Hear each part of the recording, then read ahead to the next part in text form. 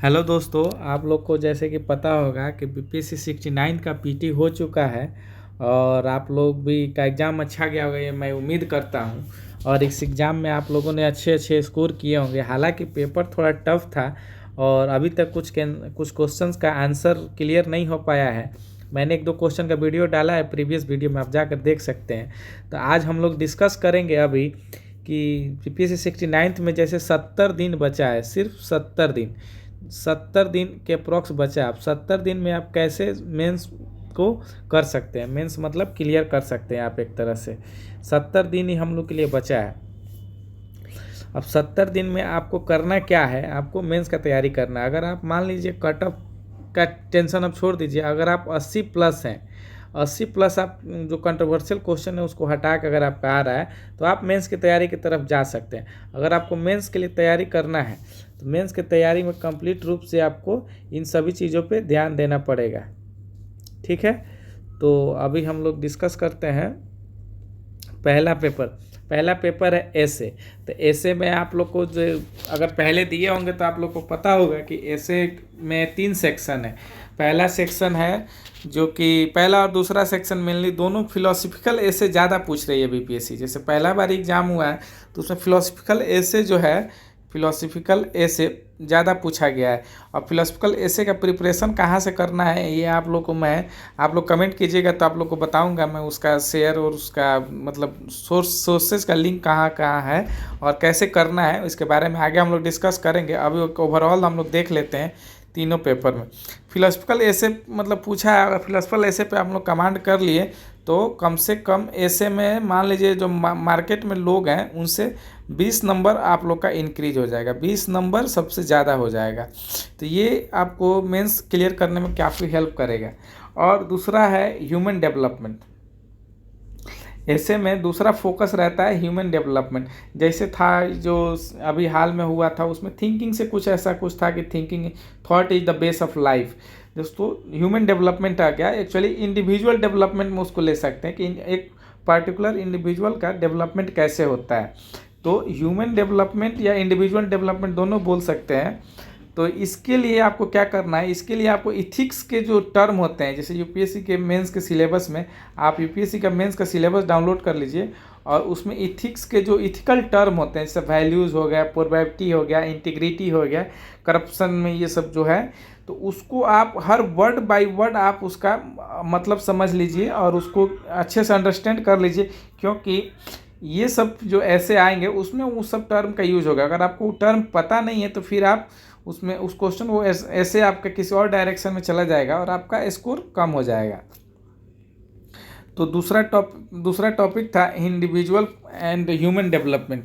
और तीसरा है वीमेन। वीमेन से रिलेटेड मतलब आप कोई भी एग्जाम दीजिए उसमें ऐसे अगर रहता है खास करके मेंस लेवल का तो उसमें वीमेन एक इशू रहता है। और इस बार तो वीमेन रिजर्वेशन बिल भी पास हुआ है। तो वीमेन रिजर्वेशन बिल को आप अच्छे से पढ़ लीजिए और उसका सारा प्रोविज़न को देख लीजिए कि उसमें क्या है क्या नहीं है एक वीमेन से। और वीमेन से रिलेटेड जो कोट्स हैं, बहुत लोग ने कोट्स कहा है, जैसे गांधी जी ने कहा है कि अगर आप एक पुरुष को शिक्षित करते हैं तो आप एक इंडिविजुअल को शिक्षित कर रहे हैं, लेकिन अगर आप महिला को एक शिक्षित करते हैं तो पूरे परिवार को शिक्षित कर रहे हैं। और आपको पता ही है कि अभी जो कास्ट सर्वे हुआ उसमें बिहार में कितना परिवार है, एक तरह से 2,35-34 लाख के आसपास परिवार है और जो टोटल जनसंख्या है जो वो 13 करोड़ के आसपास है।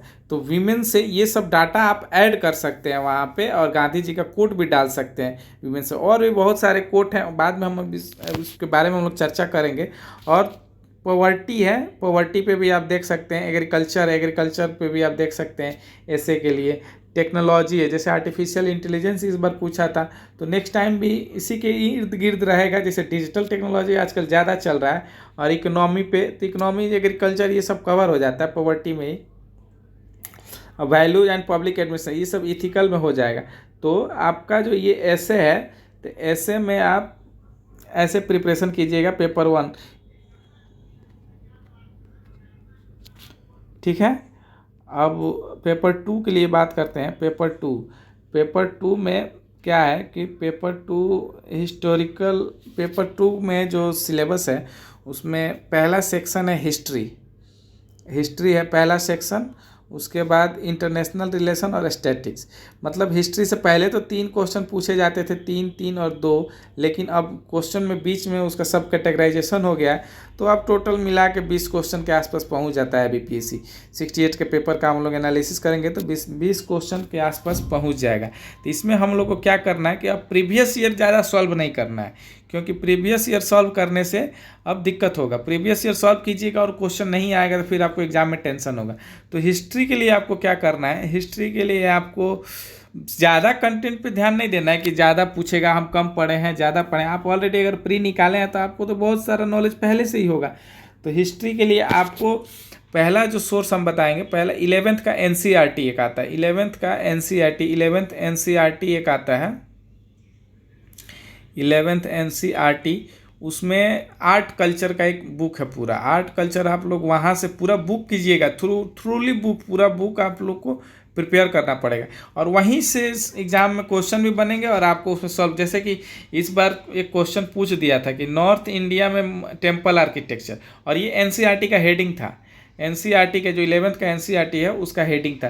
तो हिस्ट्री का जो पहला सेक्शन है आर्ट कल्चर, आप उसके लिए एक बुक वो रखिए, और दूसरा बुक हम बताएंगे ये मॉडर्न इंडिया का जो हिस्ट्री है, बस वही, मतलब 12th का जो थीम्स वाला हिस्ट्री है उसमें मॉडर्न इंडिया जो है, बस 2 बुक, इस 2 बुक को आप मतलब ज़्यादा दिन नहीं लगेगा पढ़ने में, आपको मैक्सिमम 2 से 2 दिन दोनों में लगेगा। और इस बुक को आप रट जाइए, मतलब ये दोनों बुक को आप अच्छे से पढ़िए, ज़्यादा हिस्ट्री में कुछ पढ़ने की ज़रूरत नहीं है। उसके बाद है इंटरनेशनल रिलेशन। इंटरनेशनल रिलेशन में आप मेजर चीज़ों को ध्यान दीजिए। बीपीएससी इंटरनेशनल रिलेशन में चाहे कोई भी एग्जाम हो, इतना रिफॉर्म होने के बावजूद इस बार जैसे यूएन को कभी नहीं छोड़ता, यूनाइटेड नेशन को बीपीएससी कभी नहीं छोड़ता, यूनाइटेड नेशन के क्वेश्चन हमेशा रहते हैं। तो आप यूएन बॉडीज़ के बारे में देख लीजिएगा कि यूनाइटेड नेशन का क्या सबमिट होने वाला है, या उसका क्या मीटिंग है, या जो स्टैटिक पार्ट है यूनाइटेड नेशन का, कि कितने बॉडी हैं, कब बना था, कैसे हुआ था, क्या इशू है, World Trade Organization, WTO, WHO, ये सब इंटरनेशनल ऑर्गेनाइजेशन को आप लोग देख लीजिएगा।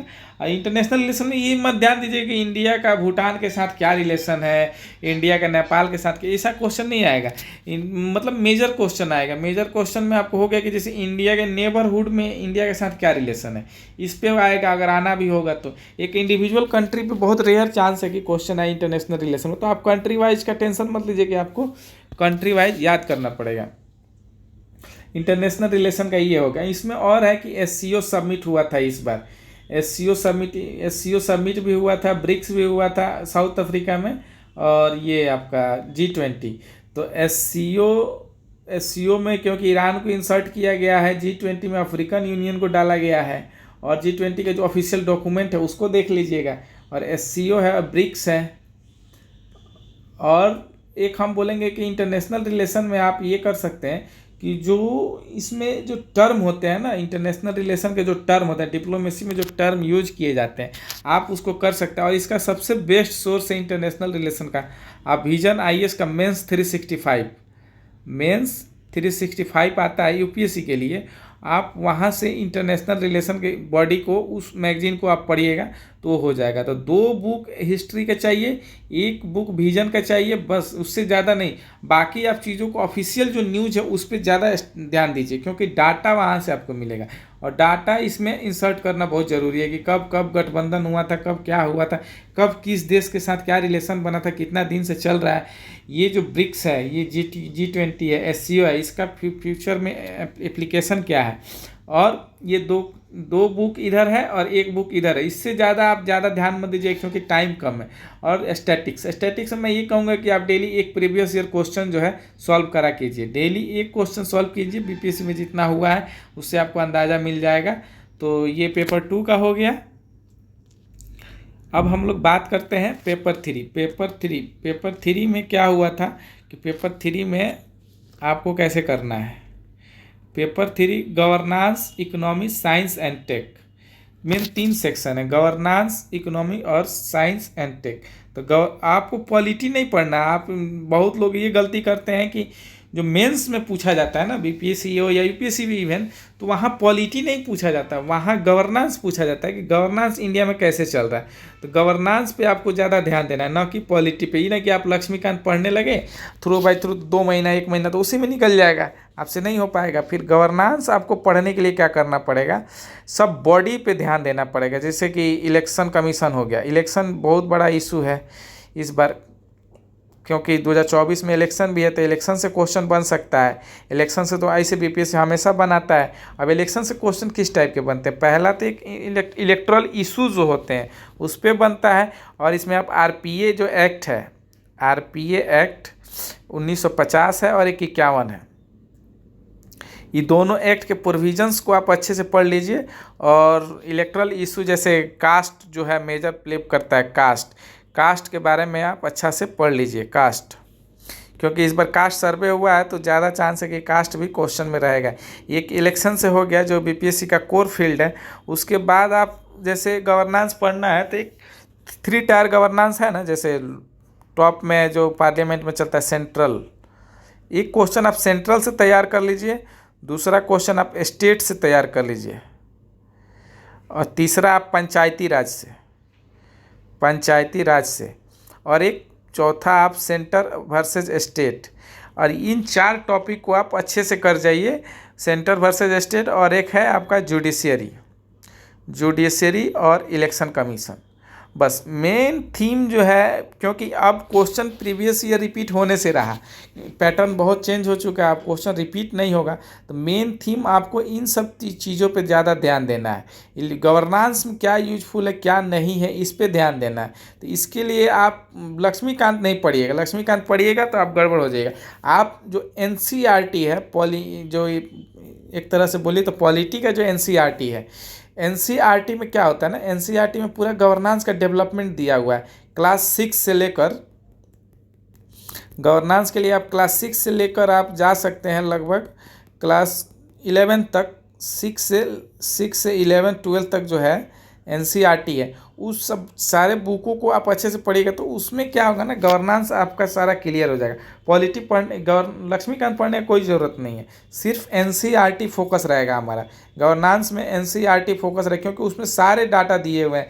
इलेक्ट्रल इशू क्या है, डेमोक्रेटिक इशू क्या है, सेंटर स्टेट क्या है, आनंदपुर रिजोल्यूशन, ये सब हर चीज़ दिया हुआ है एनसीईआरटी में। आप एनसीईआरटी को ज़्यादा प्रीफर कीजिए गवर्नेंस के लिए।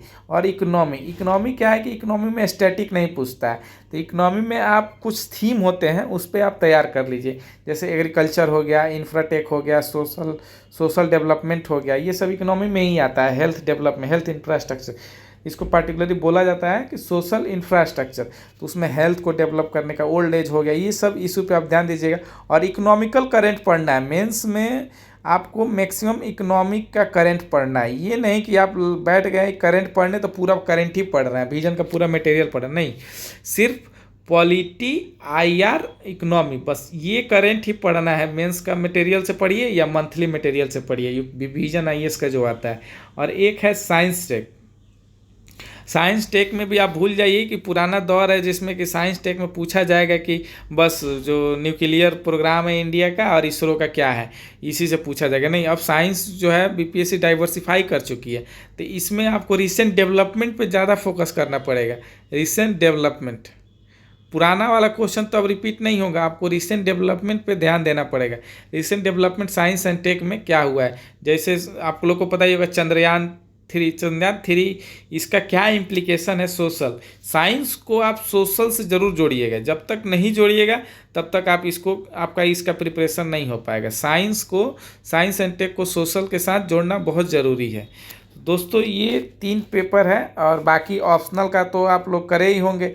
अगर ऑप्शनल अभी करना है तो आप कोई एक ऑप्शनल है, जो पॉलिटिक, जो भी आपको सब्जेक्ट अच्छा लगता हो उसमें कोई एक चूज करके ज्योग्राफी का भी तैयार कर सकते हैं, हिस्ट्री का भी तैयार कर सकते हैं, क्योंकि अब तो ऑब्जेक्टिव देना है, लिखना तो है नहीं, बस आप उसमें 40% मार्क्स भी लाना है, उससे ज़्यादा कोई दिक्कत है नहीं। तो ये बीपीएससी का मेंस स्ट्रेटजी है पूरा आप इस पे ध्यान दीजिए। और 2 महीना है, 70 दिन है, ज़्यादा दिन नहीं है, इसीलिए आप ज़्यादा मटेरियल पे ध्यान न जाके आप जो हम बताए हैं ऊपर के जो वीडियोज़ में, आप उन सब चीज़ों पे ध्यान दीजिए और इस पे काम कीजिए। आगे इस चैनल पे हम बहुत सारा वीडियो डालते रहेंगे, आप उसको देखते रहिए। और वीडियो अच्छा लगे तो चैनल को सब्सक्राइब कीजिए, इससे जुड़िए। और हम कुछ कोर्स भी लाएंगे, उसमें आप लोग को बताएंगे मेंस गाइडेड प्रोग्राम जो है बीपीएससी का, इस चैनल पे मेंस गाइडेड प्रोग्राम लाना है, मेंस गाइडेड प्रोग्राम लाया जाएगा। और उसमें आप लोग को लिंक, आप लोग कमेंट कीजिए, बताइए कि आप लोग को क्या चाहिए, उसके बाद हम ग्रुप बना देंगे, उसमें शेयर किया जाएगा हर चीज़ों को कि मेंस के लिए आप क्या करें, कैसे करें और क्या है, कहाँ से सोर्स, और इवन सारे सोर्स क्या मटेरियल को शेयर किया जाएगा आपके साथ। और आप हमसे जुड़ने के लिए इस चैनल को सब्सक्राइब करें, कमेंट करें, लाइक करें। और जो भी आपके दोस्त जो 80 पार जिनका है, 80 पार वालों को आप बोले कि मेंस का तैयारी करें। 80 नंबर जिनका भी है वो तैयारी करें, क्योंकि 80 से ऊपर कट ऑफ नहीं जाएगा, इससे नीचे ही जाएगा, ये श्योर है। चलिए दोस्तों, धन्यवाद, थैंक यू।